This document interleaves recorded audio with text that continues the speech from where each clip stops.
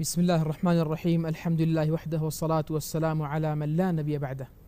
بینەران و بیسەرانی بەڕێز و خۆشەویستی کەناڵی ئامۆژگاری لە بابەتێک و بڕگەیەکی لە بڕەکانی کەناڵی ئامۆژگاری لە خزمەتتان داین کە بریتیە لە ئامۆژگاری و بازاڕ.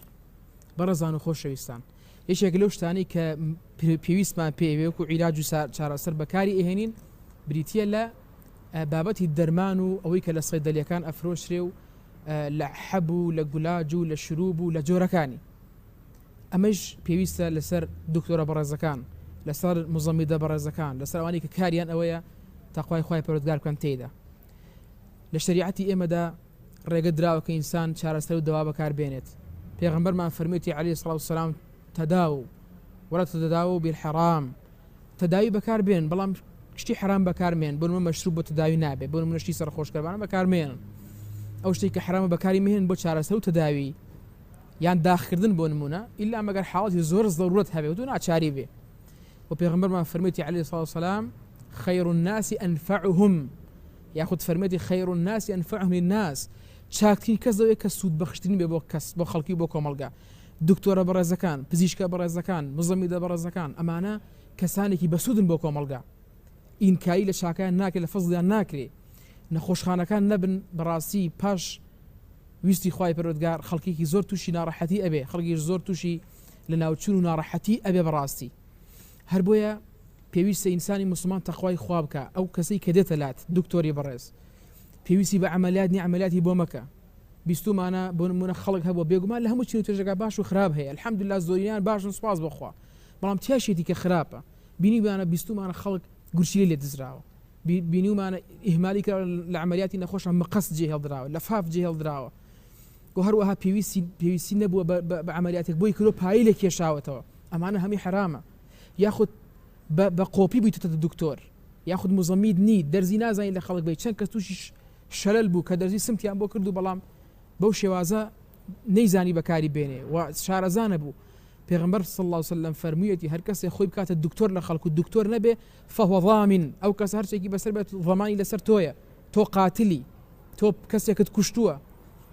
بە هەمان شێوە بەڕێزان و خۆشەویستان پێویستە ئەو کەسانە بە حەقی خۆیان ببنە دکتۆر و هەروەها هەوڵ بدەن لە دوای شەهادەکەشیان بوونە دکتۆر زیاتر بخوێننەوە، زیاتر شارەزا ببن. و هەروەها پێویستە لەسەر کۆمەڵگاکەمان و لەسەر دکتۆرە بەڕێزەکان ئاگادار بن. ئەو شوێنانی کە ئەزانن مەغزەنە، کۆگایە، شوێنی مادە بەسەرچووەکانە، عیلاجە بەسەرچووەکانە بەکاران مهێنن. واجبە لەسەرتان ئاگاداری لایەن پێدارکەن بۆ گرتنیان، بۆ سزادانیان. هەر ڕۆژ شتێک ئەبینین و ئەبیستین. ڕۆژێک شروب هیچ دەرمانێکی تیانی و تەنها گیراوەیەکە، ڕۆژی حەب تەنها گەچە، هەر ڕۆژە و بەڵاو موسیبەت و کارەساتێک، یاخود عیلاج ئێکسپایر بۆ دوایی تاریخی تریان لەداوە. بۆیە بەڕێزان و خۆشەویستان وەکو چۆن ئێستا لەسەر شاشەکە ئەیبینیت ئەو عیلاجە، ئەو حەبە، بۆ نمونە ئەو مۆرەی کە ئەیبینیت و ئاشکرای مۆری تەندروستیە با ئەوەی پێوە بێ وەسەی تاریخەکەی بزانێت تاریخەکەی بەسەر نەچوو، ئێکسپایر نەبووە. بینیمان لەم ڕۆژانەیە کە ئەبینین یعنی ئەو ئاوەی کە کرێتە نەخۆشەوە تێکەڵ بە خوێنە بێ ئێکسپایر بووە، بەسەر چووە. ئەبێ ڕقابە هەبێ لە وڵاتە، ئەبێ دەسەڵاتدارەکان ڕقیب بن، چاودێر بن بەسەر هەموو کایەکانی کۆمەڵگاوە. پێغەمبەرمان عەلەیهی سڵاو وسەلام وەکو پێغەمبەرێک، وەکو ڕەسوولێک عەلەیهی سڵاو وسەلام، وەکو سەرکردەیەک ئەچێتە ناو بازاڕ، دەسەخاتە ناو گەنمەکە کە ئەبینە ژێرەکەی تەڕەفرێ ما هذا یا صاحب الطعام، ئەمە چێی خاوەن خواردنەکە بۆ ژێر تەڕە و سەرەوەی وشکە. ئەصابەت السەماء یا رسول الله، پێغەمبەر باران لێی داوە. پێغەمبەر صلی الله علیه و سلم من غشنا فليس منا، لرواية خلافي من غشنا واتە ئەوەی غەش لە مسلمان کە لە ئێمە نییە.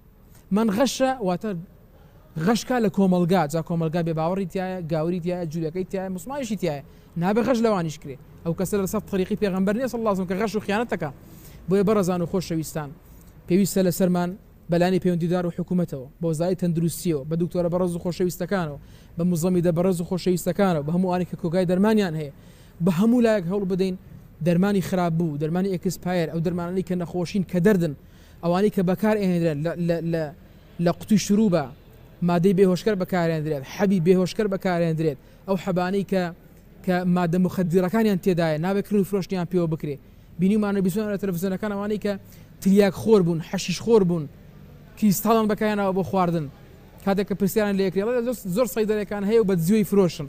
ئەو پارە و ماڵە حرامەکە پەیدا ئەکرێت کە ئابۆ پەیدا بکرێت. بۆیە بەڕێزان و خۆشەویستان بەشێکی تر شەریحەیەکی گرنگی کۆمەلگاکەمان دکتۆرەکان و لایەنی تەندروستیە پێویستە لەسەرمان بە هەموو لایەکمان هەوڵ بدەین کە تەندروستێکی باش بۆ کۆمەلگاکەمان بەویستی خوای پەروەردگار بەرهەم بهێنین و خۆمان لە فێڵکردن و خیانەت و غەشکردن لە جۆرەکانی دەرمان بپارێزین کەسێک دێتە لات نازانێت شارەزایی نییە خوێندەواری نییە نازانێت کامە بەریتانیە کامە ئەمریکیە کامە دەرمانی کوێ ئێرانی پێفرۆشی بە حسابێکی تر فەڕەنسی پێفرۆشی بە حسابێکی تر ئەمە هەمووی حرام هەمووی غەشە هەمووی خیانەتە